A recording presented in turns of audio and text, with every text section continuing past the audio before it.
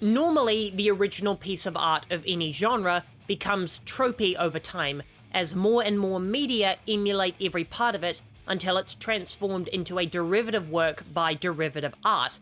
But that's just the excuse I came up with for why stupid people don't like the original Star Wars trilogy. But it also relates to today's topic on the speed of Doom. Now, I know Doom didn't invent FPSs, but it's only the most popular games that get copied, so it might as well have. We've had many FPSs since, and one is even responsible for keeping this entire industry from crashing. No, seriously, it leaked that there are 1 million PS5s with only Call of Duty installed on them.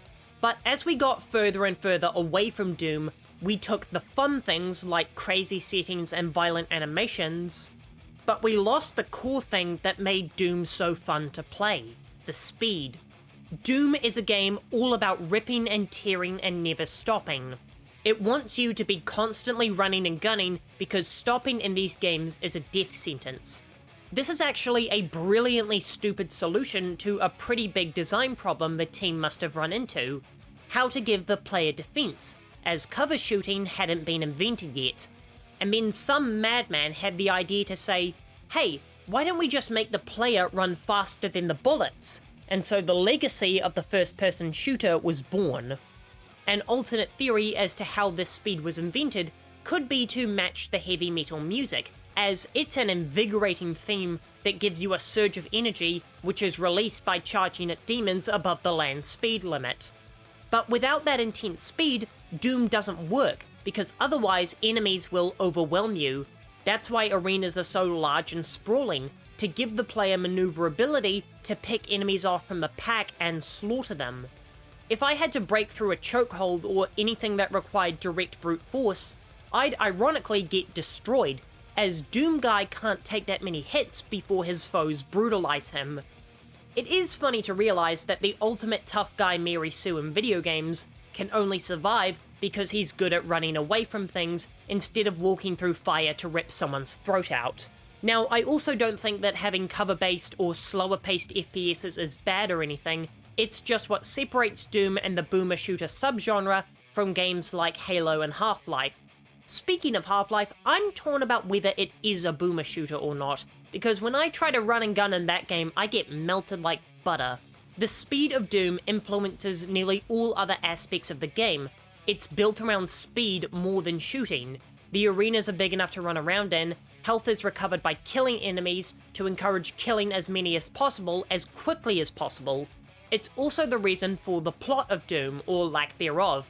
You can't maintain frantic pacing if long cutscenes consistently interrupt you.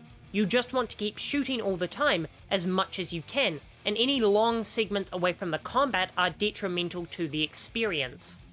This is why 2016 is my favorite Doom game. Eternal and 93 both have excruciating elements that cause the game to grind to a halt, which gives me time to cool off, and I hate having to jump between the two moods when the ripping and tearing is so divine. Eternal screws up with its universally hated platforming, as well as its, while not intrusive, overly meaty story, and of course the Marauder, which requires you to slow down and match up to a pattern, which is just the most baffling decision ever made in this franchise. Like, who thought forcing the player to slow down was a good idea? 93 messes up far worse by combining its key hunting with non-linear level design, leading to players getting lost for up to 10 minutes at a time, and this is what holds the game back as a classic for me, as I couldn't believe how frustrating it was to search for keys and solve environmental puzzles to progress methodically. I know that many of you will disagree with that point, but I've only gone through 93 Doom once. Many of you would have played the whole game multiple times a day back in the 90s, so you're probably more familiar with Doom level design than your children's faces. Doom may have been branded as a game about rage and violence in parents' eyes, but those things are intrinsically linked to intensity, and there's no such thing as slow and methodical intensity. Well, actually that's not true. Characters like Hannibal Lecter certainly fit that description, but he's seen as a mature character, so maybe the speed of media can also be an indication of maturity, like quick things are for kids because they can't focus, but who knows why boomers have their terrible opinions.